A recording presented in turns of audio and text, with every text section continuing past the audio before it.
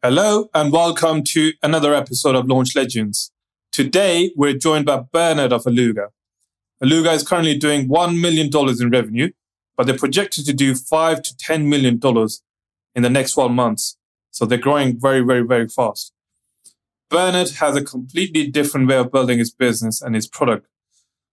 Rather than building his product with users' feedback, he actually completely ignores them and follows his vision. That's obviously served him well because he has around 15,000 users at the moment. He also shares some guerrilla tactics on how he took his website's traffic from 20,000 unique visitors a month to millions per month within 12 months. But before we continue, if you're listening to this on a podcast, please rate and leave a review.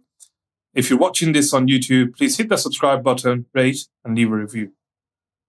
Hey, Bernard, thank you for being on the show. So I know you guys are doing about 1 million right now, but you're rapidly growing and you're projected to do about 10 million, 5 to 10 million next year. You've got 14,000 customers. So I would love to know your background and how you actually started Alugha, your company. Hey, Helen, nice to having you. Nice to having me here.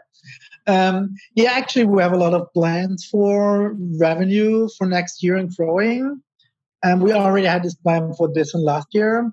So let me first start where I come from or where Alugha comes from. Mm-hmm. And then I'll talk about growth, okay? Actually, long ago, I invented an operating system which was kind of successful around the world. And then we got kicked out of business and I lost a lot of money. Seriously, a lot of money. What happened? Not to say almost. Well, actually, we had a CEO who had stolen a lot of money. And once I recognized it and tried to save the company, it was, in the end, it was too much. And I lost about 10 million. So I lost all I ever had. So after that, I went into music business. 1 second, I'm sorry. That's fine. Take your time. So, sorry. I went into music business because some famous German musicians asked me to manage them.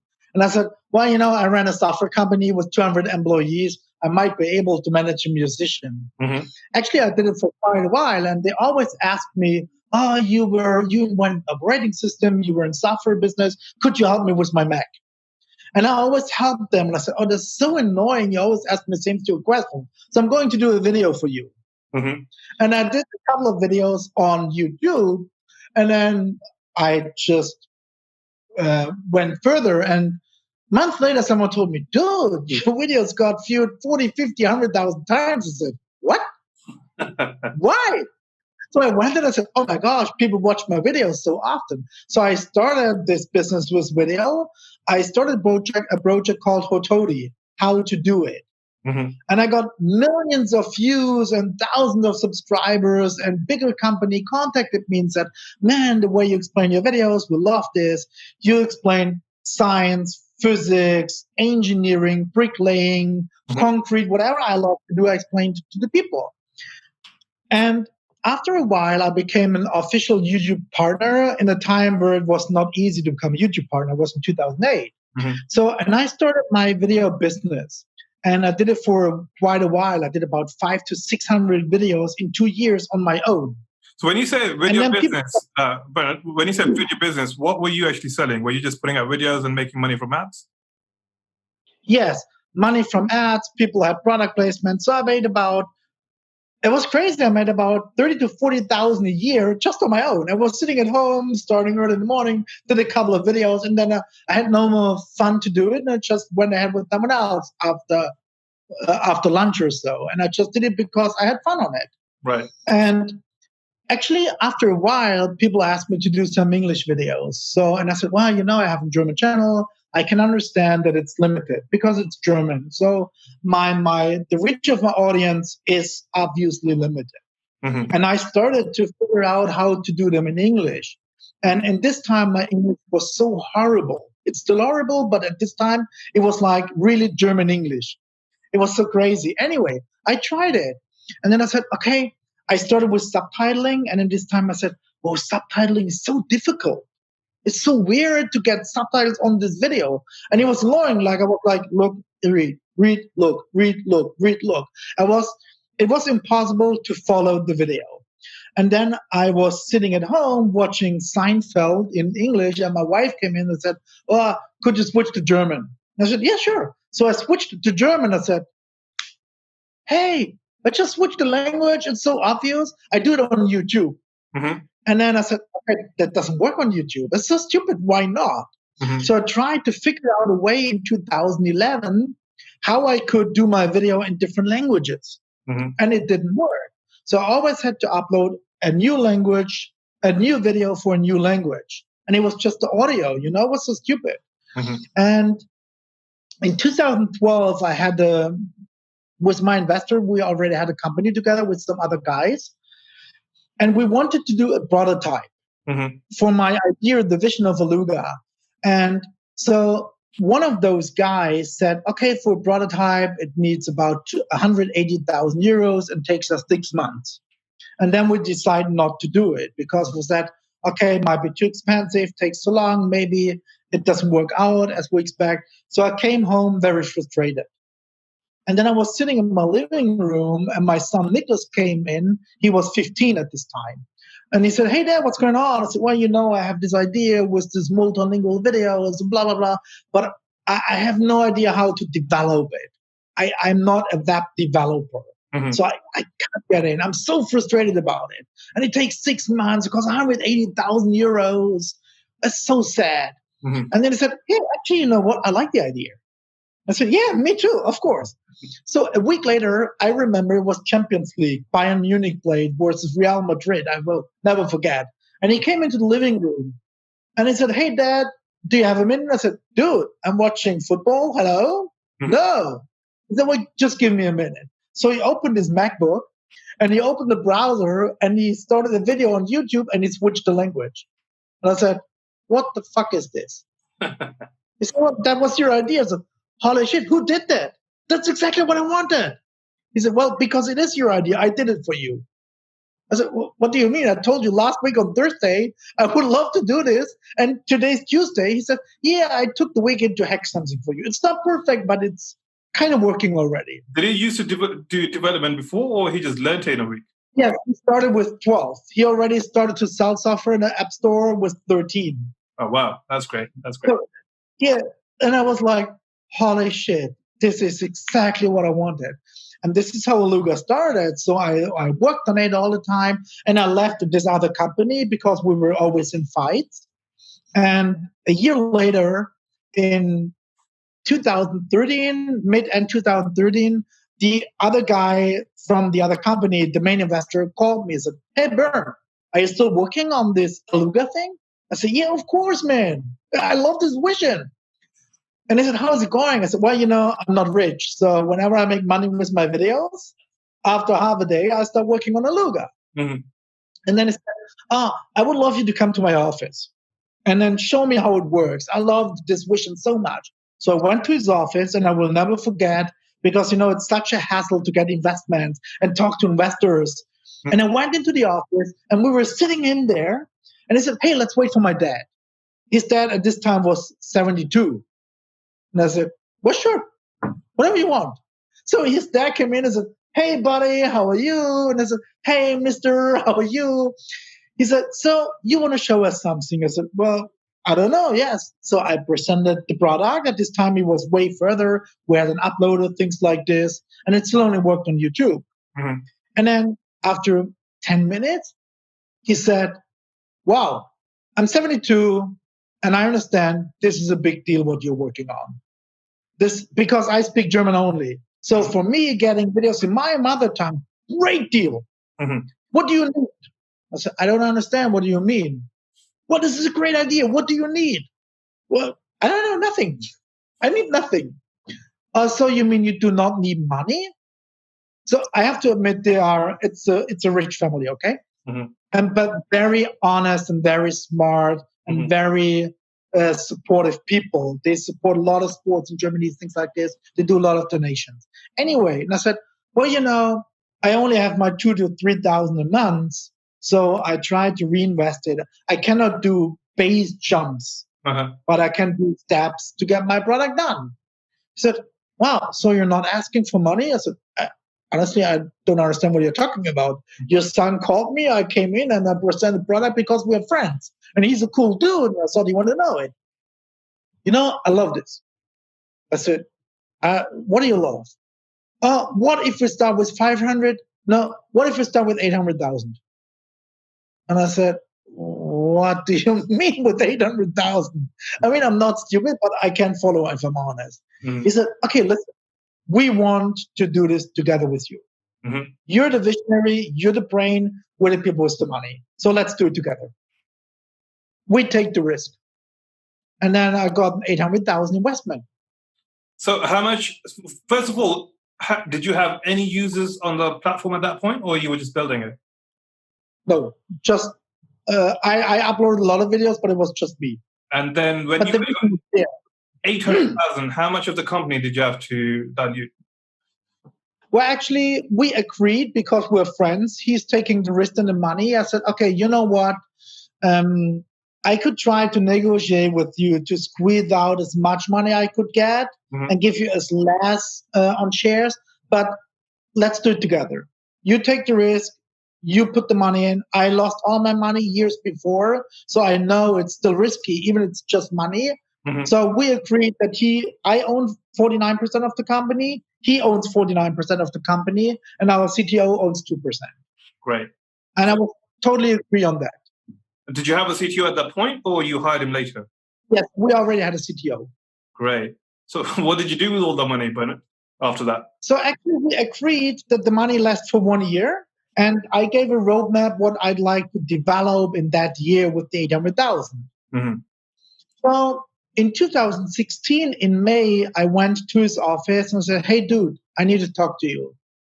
I became already CEO. I wasn't CEO at the beginning. He was the CEO because I was more the CVO, the visionary. I wanted to focus on the product. And after these 2 years, I came in May and I said, listen, Craig, my son wants to study software development and he wants to do it in our company. And it starts in September. Mm-hmm. And he said, yeah, that's pretty cool. I said, yeah, because he's a genius. And he's doing all the core stuff in Alugha. He's still, but I'll come back to that later. And then I said, but look, it's May and we ran out of money in 6 weeks. I mean, you gave out 800,000. It was meant to be for 1 year. It lasted for 2 years and we did 4 times more than we agreed on. So we had an amazing product for 800,000 already. But I said, we're running out of money. So what I would suggest, because you gave the money and we are friends, I'm keeping 2 or 3 of the core people in the company. I will find new jobs for the others because we have to do this. How many people work for us? Sorry, Bernd. How many people? 16 at this time. And how many users did you have for your product at that time? 100. Okay. Maybe 100. Paying customers or just users, free users? No, customers, but not paying. Okay. We started charging last year in December. Great, okay. So example, enterprise, that was a different story. Right. But by then we just had 100 of smaller customers or users using Alugha for the videos. Right. Anyway, so, and he looked at me and I said, what do you mean? I said, well, listen, it's your money. So, and I respect this, and I cannot expect you to just lose all your money. So we still have to do some stuff, but I'm trying to sell the product so you get your money back plus the interest, and maybe I get some stuff out, and then we're out of business. Mm-hmm. And he said, are you stupid? I said, no, I'm not stupid. I'm just honest because we're friends. Well, listen, dude, we have an amazing product already, and you used 800,000. Others would have probably asked for 3 or 4 times more. Mm-hmm. To get the same product done. And I said, so what are we going to do? He said, you know what? Here's the deal. So you get another, what do you need? 2 million, 3 million? Just go on. I said, but do you get more shares? No, it's all fine. It's all good. Okay. So what's the deal there? I think. Are you serious? He said, man, this product can become a game changer. Mm-hmm. I know that. I know your vision. I know these dabbing tools you have. We did not even have this by then. This was just my vision. Mm-hmm. I understand that education is such a big deal for the world. And you can, with Alugha, we can make it possible that everyone in the world can get educated in his own mother tongue. start to understand. It's such a big deal. Just go on. And I said, okay. So that was a 5-minute talk. And then I went out and I said, well, okay, we got a new investment round. So what did you do with that extra money you got, 2-3 million? What did you do with it? What's the first thing you did? We changed nothing. We just hired some more people. Okay. So I'm complaining a lot to my people in the company. They hate me for that because we need to order something. It's $20. What the fuck is it? $20? I checked on Amazon. It's $8. I said, are you serious? So I'm really looking where our money goes. I always say this is not my money, that is his money. And I'm so thankful. And now we have 40 people in the company. With the way we are and the way I am with my behavior, I make it possible for 40 people to have a job they love. And I would never try to cheat anyone, and especially not my investor, because he believes in the product and he believes in the people. Mm-hmm. So we just went on. We just hired some more developers. Actually, we're 8 developers. We're 9. Bernd, let's go back. So when you got that funding round, what year was that? 2016, the second one. So in terms of product roadmap, what did you do? Did you lay out the whole roadmap for the next 12 months or 24 months? Actually, that's so crazy. When I had the idea about Alugha, I created a roadmap with 120 pages within a couple of days. Okay. And in 2015, I was creating the dubber, the AI, how it should look, the player, how it should work. And I created the concept. And it's so crazy. If you look at a product now and the mock-ups I did in this time, it's nearly 95% of what I had in mind. And it's still going on for the next 2 years. If I have an accident tomorrow, the staff is busy for the next 2 years. So when you created that massive roadmap, how were you validating it? Were you doing rapid launches and you were getting new customers to give you feedback? How were you making sure that you were not building... I mean, the product looks great now. I've looked at it. It looks great. It works really well. But how are you making sure after so long that you were not on the wrong path and you were getting the right feedback? Yes. So there's different options you have as an entrepreneur. One is try to do a customer product and always try to get customer feedback or buy stuff. Like, for example, we needed content on the platform because we're also video hosting and streaming. Yeah. And if you go to Alugha, you get thousands on videos, like from Live Noggin, Household Hackers, from many producers. So we needed a lot of data for our AI, mm-hmm. Okay? And we needed video content. Mm-hmm. And we needed to understand how the product should work. So we could buy data sets for AI.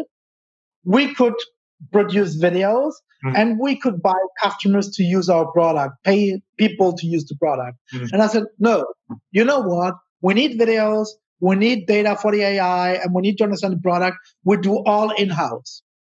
So the people we have a marketing team and we have a translation and dubbing team. We speak 16 languages in the company. So many of the videos you see dubbed and translated is done by us. Mm-hmm. And some people think this is arrogant, but I think this is the way to go for me. I almost never listen to other people. How can I explain? I'm a visionary person, so I can see how the product should look that it works. And believe me, I'm complaining every day to my developers. What the fuck is this? I don't understand this bullshit. Why is this stupid button there? I can treat myself like a beginner. I can low down my level to understand the product, and I click around and I find all the bugs and I understand how the product works. And this is my way to go. Is I'm quite sure that 90% of what we're doing is what our customers need. Can you give me an example where, actually 2 examples, one example where you really followed your vision versus opinion from people or feedback from customers, and that actually worked for you? That example, and the completely opposite where you actually followed your vision and it didn't work out, it actually messed up. Actually, if I'm honest, everything we had on the paper and you see on Alugha, and I can show you those papers, is exactly the vision. everything we added, I had to fight myself because even my employees never understood. Look, I want to have something. You upload a video, it get encoded, you press a button, you get a transcript, you get segments, boom. And he said, yeah. And now you go to Alugha, you press the button, you get it. And even the people working at Alugha would tell you, this guy was crazy. He told us 3 years ago, we did not understand. Now we see it. And it's hard because you have to fight for your vision. Actually, people always told us, hey, you have to be focused. Do a Blair. Be focused. Don't do anything around. I said, this is total bullshit. We are focused. Yeah, but you do a Blair, you do dubbing, you do translation, you do this. Yeah, but we are focused. It's like building a soccer team like Real Madrid. Mm-hmm. Where should you be focused? On the stadium, on the seats, on the catering, on the green, on the player? It's an entire project. And actually, I never cared if people thought, oh, this guy is an idiot or I don't understand what he's talking about. My clear vision is that everyone can understand every video. Even if you're blind, if you're deaf, blind, we want to work on tools. Everyone can consume videos. That's our vision. Right. That you get a video online, almost everything gets done by an AI, and humans around the world fix it for you within minutes, and you reach the entire world. So, Bernd, let's talk about your AI engine. You, before the interview started, we talked about it, and you went into detail, and I was very impressed with it. So let's talk about how the whole thing is set up, where you have a whole combination of AI plus real humans working alongside each other. So, first of all, we had a couple of options for our AI stuff. Let's start with speech to text because there's a lot of tools outside. And actually, when we were in the middle of trying a lot of stuff, like from Mozilla or so, we tried to contribute stuff. So whenever we take some open source stuff, we contribute back. And then for us, it turned out that Mozilla, the deep speech stuff they do, we were really not happy about that. And then at this time, Facebook published Wave to Letter. Mm-hmm. So we checked Wave to Letter. And remember when I told you we got all those videos into our own system. Mm-hmm. So we did transcript. We did perfect transcript. We did perfect translation. And it was all 100% accurate. And there was no background noise because we record inside the dubber. Mm-hmm. So the data is already online and it has timestamps, everything. Mm-hmm. So we used Wave to Letter and we trained our own AI. Okay. With all those data we get. And then the problem was that we do a lot of video stuff, but it was still not enough. And I said, okay, how could we do that? How could we improve our AI if we do not have enough data? Mm-hmm. There's this chicken egg issue, And I said, you know what? We got some vouchers from big companies. Said, hey, try our product. They gave us vouchers for $10,000, $20,000. So what we did, we used all those AIs from those big ones, mm-hmm. which were pretty good, mm-hmm. and then they trained our AI. Right. So you used Amazon, Watson, all those, every one of those? Yes. And then we used all this and got it into the system, and we trained our own AI and and then those people just fixed the mistakes, uh-huh. and our AI gets within minutes, it gets 100% accurate data. Wow. That's pretty great. So, Bernd, how many users do you have active users at the moment? Currently, we have registered 14,830 users. This was this morning. It might be more now, uh-huh. But it's around this number. It's about almost 15,000. What's the breakdown between the free users and the paid users? So we have a bunch of enterprise users. They use Alugha as a white label solution. Mm-hmm. They pay between 700 and 2,000 euros a month. Wow. Okay. And then we have influencer customers. They pay $200 a month. There's also a bunch of them. And then we have the small business customers. They pay 39 euros a month. Mm-hmm. That's quite some of them. Because they say, okay, we want to use 2 or 3 languages. We need an hour of videos a month or 2 hours. I don't exactly remember. And we have about I would say about 8,000 to 9,000 free users, probably. Okay. So how did you build such a massive user base? I know you're doing a promotion on Appsumo, and we'll talk about that in a second. But prior to that, I'm sure you still have a large user base. How did you build that over time?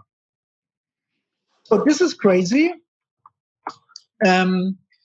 We had about 20,000 unique visitors per month last year of February, March. And I said, oh my gosh, 20,000 unique visitors per month. It's crazy. And then, I mean, it's stupid. It's a joke. That's probably a YouTube in a millisecond a month. But then we started, we said, okay, the product is rocking solid now. Streaming is working quite well. The player is fast. We have CDN around the world. So we need to start marketing. And then we started to create marketing. I'm sorry. How are you getting those 20,000 unique visitors a month? Were you doing SEO, content marketing, or any paid advertisement, or anything like that? No, just so. I don't know how we got them. We have 400 followers on Facebook because we don't care about Facebook. Yeah, seriously, I hate Facebook. Okay. So we don't care if we have followers there or not. And we had those 20,000 users a month. I don't know where they came from. Well, actually, I mean, yeah, seriously, I don't know where they came from. We just had them, which was pretty cool. I think I would imagine that because your product was very sticky, the engagement rate was very high. So whoever came on the product for such a long time that Google loved it. They were like, okay, this site is very relevant, and you got free love from Google, basically, a lot of it. Yeah, of course. Yeah, I think so. So, and then we started to create marketing strategies. I had this idea, for example, there's archive.org. Yeah. And archive.org archives a lot of videos. And I love classic movies. Mm-hmm. Classic movies are, it's time history. When we started with movies up today, it's like black and white movies. And I started the project for education and classic movies. Mm-hmm. So, but they all have to be multilingual. For example, Dracula? Yeah. The movie is from 1934. It's in 12 languages. But you will find it in English only, probably. If you go to Alugha, you find it in all those languages, multilingual. Ah, okay. And it's viewed about 150,000 times. So there is about 1,000 or 2,000 classic movies like this we collect on Alugha. We re-digitalize the audio, we fix it, and then we put it multilingual on Alugha. What happened then? Beside those education and other videos, we started marketing campaigns on volume and propeller ads and things like this. And then in June, we had 100,000 users in a month. Sorry, Bernd. Sorry, I need to go back. The first strategy you talked about is actually sounds very good. Let's talk about that. So, first of all, how are you pulling the data from archive.org? Did you have an automated API access or something like that? No, actually, the problem on those movies is that they are not, most of the time, they do not have a good quality. They're noisy, the audio is not good. So actually, beside all my work, and I can tell you I have over 7,000 hours on top of my regular work since we started Alugha. On the weekends, I sit here with a Blu-ray drive, and I rip all those public domain classic movies. I buy those DVDs and Blu-rays, and then I rip them onto the system, and I clean them up, I fix them, and I upload them to Alugha. How do you clean them up? Is that something you do through Alugha, or you just use different applications? Yeah, actually, I do this offline. I have different applications for this. Right. The point is, we get emails from Mexico everywhere, like Bonanza, Westerns, and people are so impressed. They get them on Dolby Surround and Alugha, and they're for free. You can consume them for free. And beside this, we create a huge multilingual archive, which is unique. So what happened is, in June, we came from 20,000 users to 100,000 unique visits per month on a website. I said, oh my gosh, this is so crazy. And then to make this long story short, in May this year, we had 12 million page impressions with 5.6 million returning visitors, and the average time on site is about 10 minutes per visit. Wow. Okay, let's go back. I think we need to break it down further. Yeah. So when you got to 100,000 unique visitors a month by just publishing those, Creative Commons videos in different languages, you cleaned them up. Did you and you hosted them on Alugha? Did you do anything else, or you just published them and you started getting hits? No, we do marketing. That's why I said we use Volume, for example. Uh-huh. That's a tool. That's a tool. It provides an AI. It recognizes where a user comes from. Okay. And what he's looking on Alugha, and it makes suggestions how we could put online advertisement into exactly this area to get more audience. Right. I can tell you, we do not invest more than $3,000 a month for marketing, for online marketing. That's all. And we would never use Google or Facebook marketing. We don't throw money on these evil dudes. So you started publishing those videos by cleaning them up, and you got a bunch of traffic from there. It's great, yes. How many of those people were turning into Alugha customers? Not customers, users, free users. I would imagine a very small amount, but still a significant amount. Actually, I can tell you, it's in percentage, I think it's about 50 to 60% they turn into registered users. Just by watching those Dracula movies? Yeah, it's crazy. Oh, wow. Okay.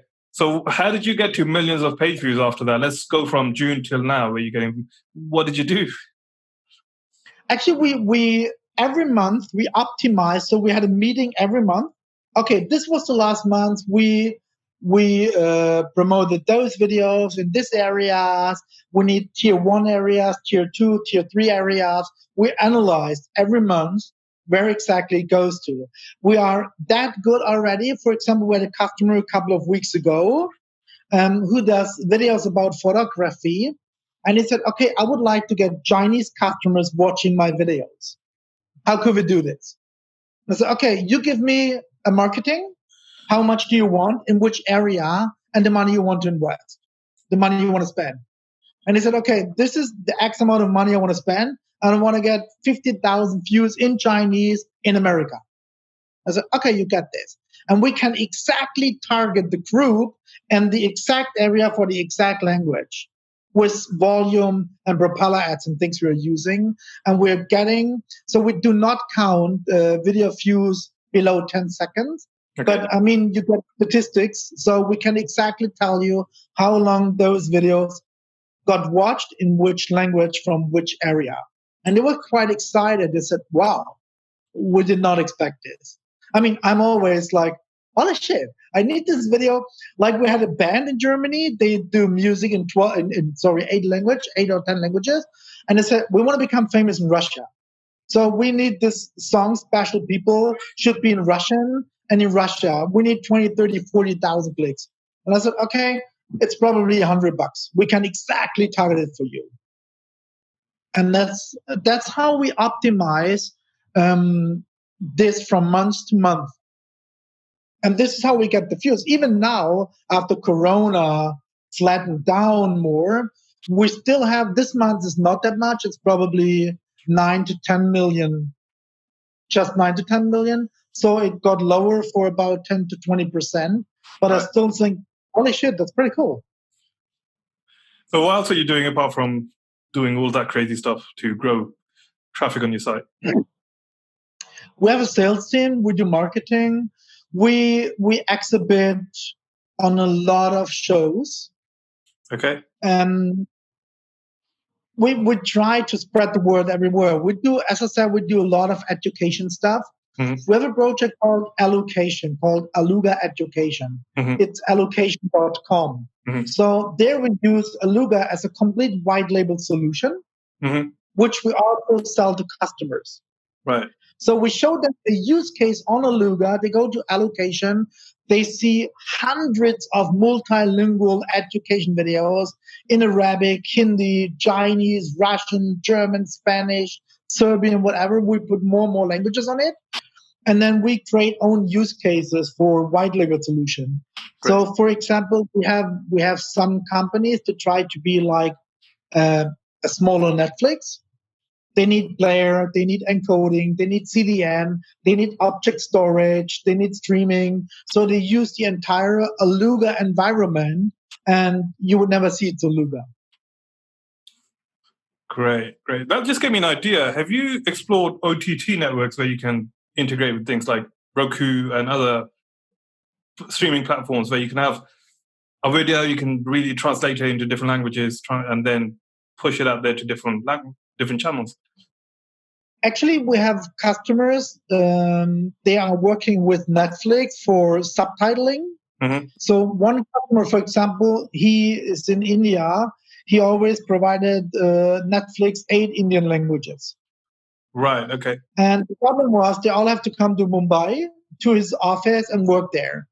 And this work from home and things like this, he was struggling a lot because said, I don't know, how can I control it? And how can I see what they do? And is it right or wrong? And what's with the segments, the timing, timestamp, things like this. And actually, they started using Alugha, so they upload a Netflix movie, which is hidden, no one can see it. And then they have the team all around India, they just log in from home and they work on it. And now instead of selling 8 languages to Netflix, they sell them 15 to 20 languages. Nice.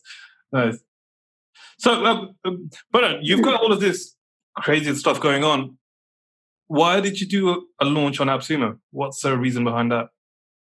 So we have this, again, there's this AI stuff we need data for, which is important for our customers. Mm-hmm. And I want to repeat myself, we never can see what someone is doing. It's hidden. We cannot listen to the data. The AI is just getting anonymous. One of the segments that someone is fixing. Mm-hmm. But we need more video stuff to improve the AI for speech to text and machine translation. Mm-hmm. This is one of the things. The other thing is Appsumo, we have some people on Appsumo that said, well, you make a shitload of money. I tell them, listen, you pay $69 one time. And you can use it the entire life. It's a lifetime deal. So we have to pay the storage and the traffic and CDN and encoding every month. So, and Appsumo needs to make money as well. So we get a small amount of this $69. Mm-hmm. But we calculate it because we know exactly how expensive it is to reach paying customers. Mm-hmm. And we said, okay, this is a win-win situation. We get data, we get videos. People embed the video. We have a lot of Appsumo users. They embed the video to the website, mm-hmm. and then you see the Alugha logo.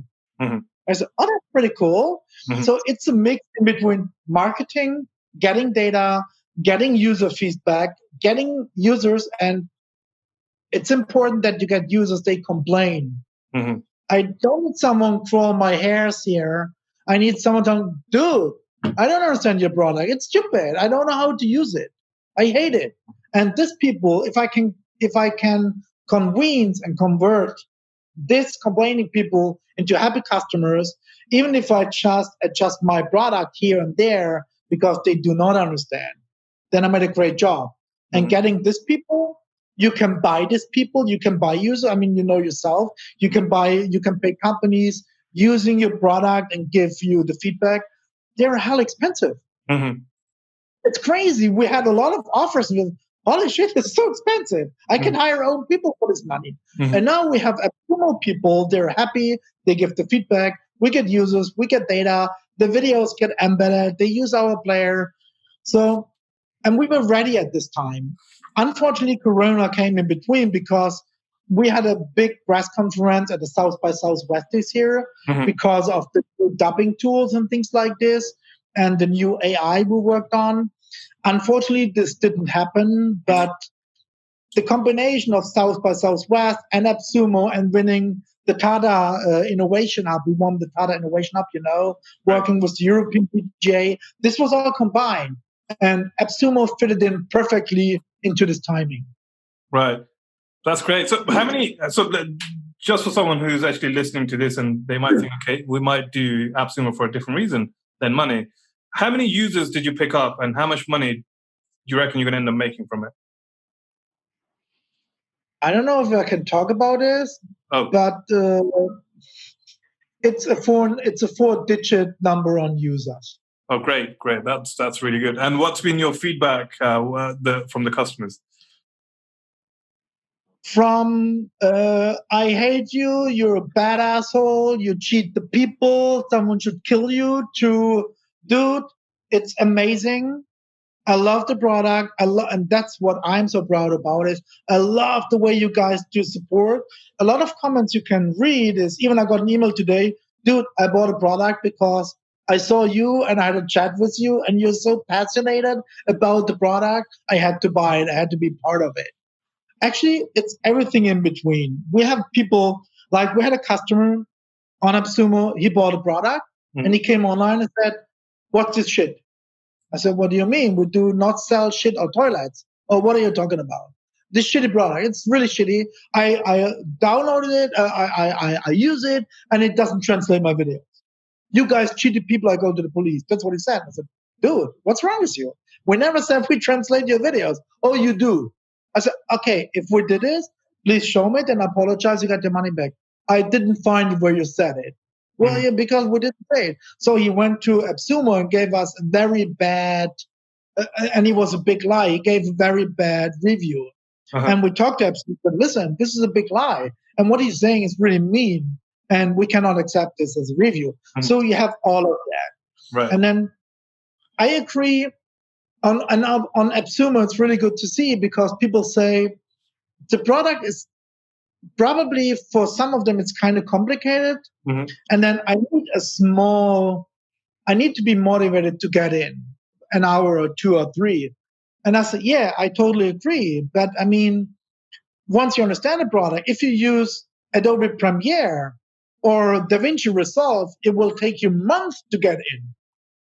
But in the end, you get great results. So if you're not willing to invest a couple of hours for learning curve, you should always use YouTube because it's easy to upload, that's it. Right. So Bernd, one last thing. So imagine someone who's listening to this and they've been getting, the same advice, which is very sound, that look, you should talk to customers, really build a product based on customer feedback, and then start to get customers as soon as possible. And as you build, you should talk to them, blah, blah, blah. But you went the completely other way, where you just followed your vision and you ignored everything else. What would be your advice to people, the visionaries, or the people who are just starting out, just generally? It's always easy to give you my point of view from outside because I see one thing. I had this big vision with Alugha. And when people always tell me, like even my employees come in, like my UX UI designer say, hey, this guy did it like this and this and this. Hey, stop. I don't want to know it. I don't care who he did it and how he did it. I must get the impression it works well. And I'm a stupid person. So if I understand the product, almost everyone can understand. My advice always is, of course, you can listen to others, but the vision is in your mind, it's in your head. And no one can look into your head. No one can connect the dots in your head. So if this is your vision, you should go with it. If you fail, you still don't fail because you will learn a lot. I lost 2 times my companies and I lost 2 times everything. And both of the times I could say, oh, because of this customer, because of this CEO. No, I was the idiot.